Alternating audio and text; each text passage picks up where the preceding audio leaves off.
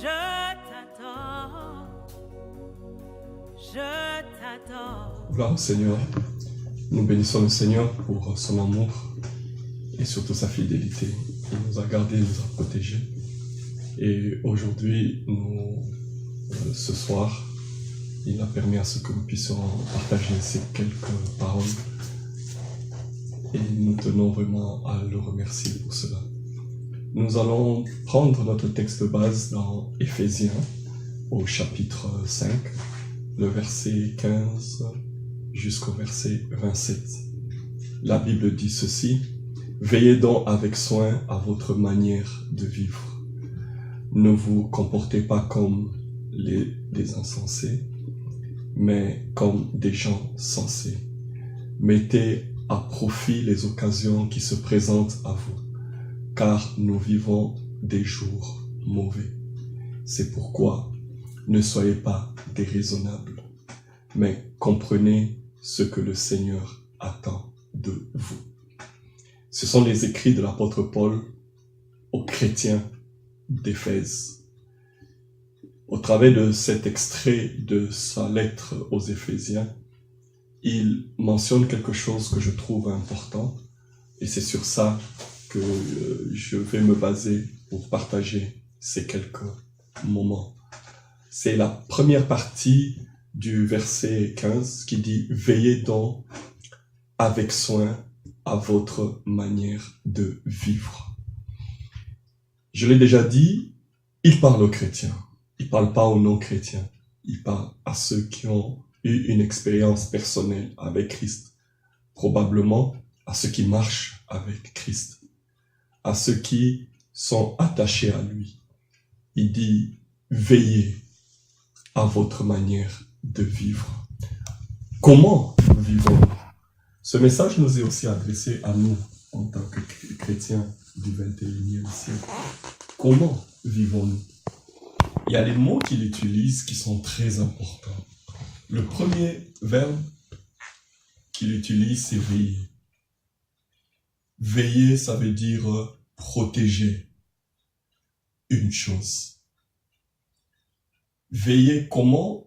Avec soin, c'est-à-dire donner la priorité à quelque chose par rapport à d'autres. Il nous arrive dans la vie de prendre soin des autres plus que nous-mêmes. C'est parfois rigolo d'entendre ça, mais ce sont des réalités que parfois nous vivons en tant que responsables. Nous avons parfois l'impression qu'il y a des gens qui ne s'aiment pas eux-mêmes.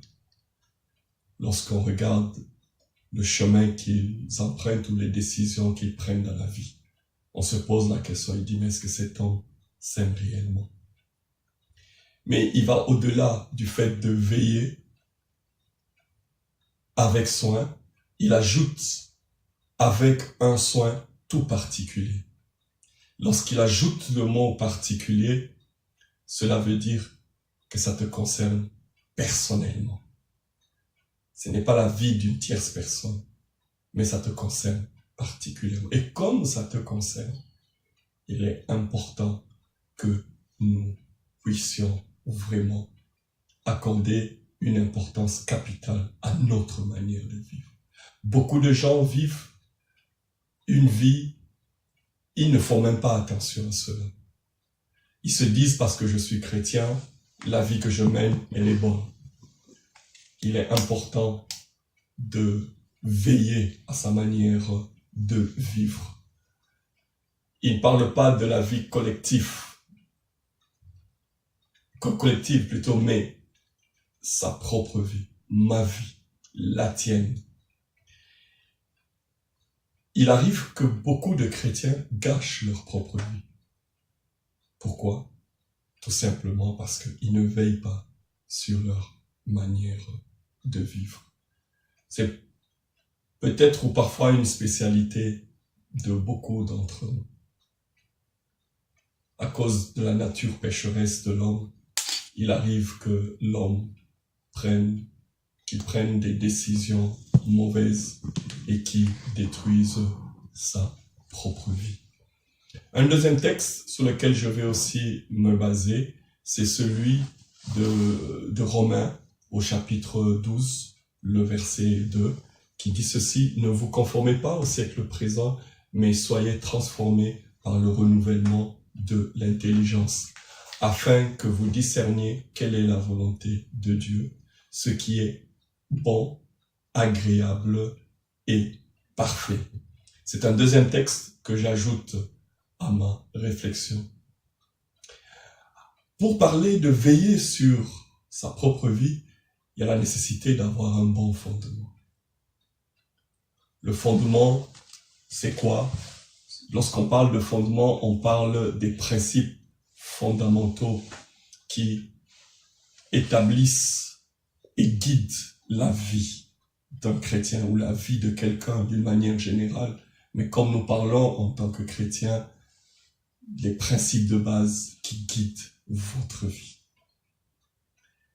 Et ces principes, nous devons les connaître. Ces principes sont importants. Certains chrétiens d'Éphèse, probablement, ont eu une bonne entrée de la vie chrétienne, un bon commencement. Mais probablement, certains se sont écartés de ce qu'ils avaient appris. Il arrive souvent dans la vie, au fil du temps, nous avons vu un bon nombre d'enfants de Dieu faire naufrage parce qu'ils n'avaient pas veillé sur leur manière de vivre. Ils n'avaient pas veillé sur ce qu'ils avaient appris. Ils avaient appris la vérité, mais ils n'ont pas continué dans cette vérité. Et c'est ce qui les a amenés à faire naufrage par rapport à la foi. J'exhorte chacun d'entre nous à avoir un bon fondement. Le fondement, c'est Christ, effectivement. Mais il y a un texte que j'aimerais que cela puisse servir de base pour poser un fondement. C'est celui de Actes, chapitre 2, le verset 42. Ils persévéraient dans l'enseignement des apôtres, dans la communion fraternelle, dans la fraction du pain et dans les prières. La persévérance, c'est une qualité principale du chrétien. Et à cette persévérance, l'apôtre, le Luc, qui a écrit les Actes des apôtres, a dit que les chrétiens du premier siècle, ils persévéraient dans l'enseignement des apôtres, 1, dans la communion fraternelle, 2, 3, dans la fraction du pain et dans les prières. L'élément central aujourd'hui, c'est l'enseignement des apôtres. Nous avons appris beaucoup de choses en tant que chrétiens, probablement si nous sommes convertis depuis un certain nombre d'années. Pour ne pas faire naufrage, pour ne pas abandonner ce que nous avons appris et faire naufrage, il est important que nous puissions rester attachés à ce que nous avons appris. Il arrive dans la vie chrétienne de bien la commencer et de mal la terminer. Et la Bible parle de ceux qui ont fait naufrage par rapport à leur foi. Pourquoi? Parce qu'ils n'ont pas persévéré dans l'enseignement des apôtres. Et l'exhortation de l'apôtre Paul aux Éphésiens qui dit « Veille ta manière de vivre », c'est une interpellation pour chacun d'entre nous. Il est important, en tant que chrétien, mais aussi en tant que serviteur de Dieu. J'ai vu des chrétiens faire naufrage. J'ai vu des serviteurs de Dieu aussi faire naufrage par rapport à leur ministère. Et si nous ne veillons pas à notre manière de vivre, nous allons avoir des gros problèmes. Le fondement est posé, persévérant dans l'enseignement des apôtres, de ce que persévérant dans l'enseignement des apôtres, comme la Bible nous le recommande, à ce que nous avons appris en tant que chrétiens. Restons attachés à cela. Car beaucoup de chrétiens, ils commencent, mais ils ne persévèrent pas. L'exhortation que j'ai à donner à chacun d'entre nous, c'est de veiller à sa manière de vivre. Les gens, la plupart, ne s'écartent pas du jour au lendemain, mais on s'écarte petit à petit de la ligne droite, celle que le Seigneur a tracé pour chacun d'entre nous.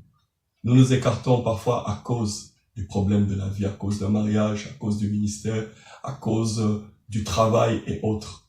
Mais il est important que nous puissions veiller. Est-ce que nous restons sur le droit chemin ou bien nous nous écartons petit à petit? Et j'exhorte chacun d'entre nous à faire très attention à sa manière de vivre. Ne dis pas que je suis debout, car la Bible dit que celui qui est debout puisse prendre garde de la manière dont il est en train de marcher. Non seulement à la fraction, à l'enseignement des apôtres, mais aussi à la communion fraternelle. Les frères et sœurs qui sont tout autour de toi, ils peuvent être d'une utilité inimaginable lorsque vous êtes chrétien. Ils peuvent vous faire remarquer que vous êtes en train de dévier. Lorsque vous êtes chrétien et que vous n'avez plus de communion avec les autres frères et sœurs, essayez de vous poser des questions. Est-ce que je suis sur le droit chemin ou je suis en train de m'écarter? Peu importe, même si il y a eu abus ou il y a eu trahison, la seule chose que je vous demande de retenir, c'est que vous êtes confié à une mauvaise personne. Cherchez quelqu'un d'autre qui pourra vous aider. Que Dieu vous bénisse et que la grâce de Dieu vous accompagne. Veillez à votre manière de vivre, car cela est très important. Que Dieu vous bénisse. Tu es là, agissons parmi nous. Je t'adore, je t'adore.